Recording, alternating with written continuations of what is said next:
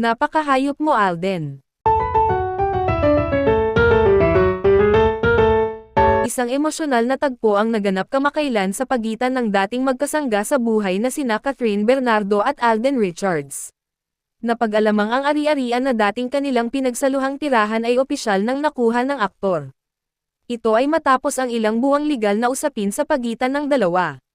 Ngunit ang mas masakit, ayon sa isang insider, ay ang naging asal ni Alden sa mismong araw ng pagbawi. Ayon sa nasabing source, dumating si Alden na may kasamang legal team at ilang tauhan. Si Catherine ay naabutan pa umano sa loob ng bahay, nag-iimpake ng mga personal na gamit.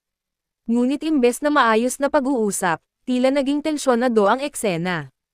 Hindi man hayagang binastos, si Catherine ay halatang pinagmamadali at pinababa sa pamamaraang hindi makatao. Parang wala na siyang halaga. Parang hindi siya parte ng tahanan ng iyon, ayon sa isa sa mga staff.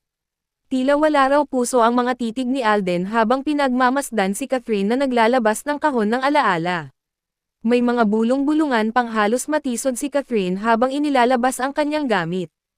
Hindi raw ito tinulungan ni Alden, bagkus ay tumalikod at iniwasan ang tingin. Masakit para sa aktres na noon ay may buo pang pag-asa na maaayos ang lahat. Pero ang eksenang ito ang tuluyang gumising sa kanyang damdamin.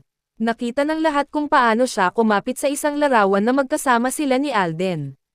Ilang sandali pa, ibinaba niya ito sa kahon at tuluyang tumalikod. Hindi ko na kailangan yan, bulong niya sa kanyang sarili. Ang dating tahanan na puno ng tawa, ngayon ay naging lugar ng pagtuligsa at pighati. Habang lumalakad palabas si Catherine, hindi niya napigil ang mapaluha. Sa bawat hakbang ay tila binabawi sa kanya ang bahagi ng sarili niya. May ilang kapitbahay na nakasaksi rin sa pangyayari. Nakakaawa siya. Hindi mo akalain na mararanasan niya yon, wika ng isang residente. Walang imak si Alden sa gitna ng lahat ng ito. Para bang sarado na ang kanyang puso. Ang legal na dokumento ay hawak-hawak niya, opisyal na siyang nagmamay-ari ng bahay. Ngunit ang dignidad ng isang babae, hindi basta kinukuha sa papel. Si Catherine ay umalis na walang lingon, dala ang ilang kahon at ang bigat sa puso. Hindi niya akalaing mauuwi sa ganito ang lahat. Ito ang bahay na tinawag niyang kanlungan sa mahabang panahon.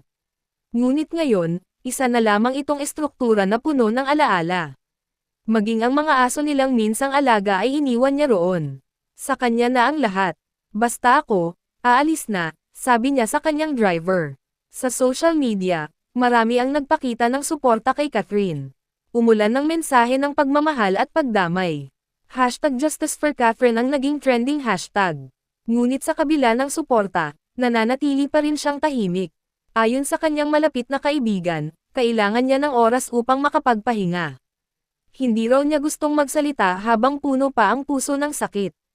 Habang si Alden naman ay nananatiling walang pahayag. Tahimik din ang kanyang kampo sa kabila ng kontrobersya. Ang naging kilos niya ay ikinagulat ng marami, lalo't kilala siya bilang mahinahon. Ngunit para kay Catherine, ang katahimikan niya ngayon ay isang uri ng paglaban. Hindi siya kailangang sumigaw para marinig. Ang kanyang pananahimik ay sigaw ng karangalan. Sa kabila ng pagkawala ng tahanan, napanatili niya ang respeto sa sarili. At habang pinagmamasdan niya ang pagsikat ng araw mula sa bagong tirahan, isang ngiti ang sumilay sa kanyang labi.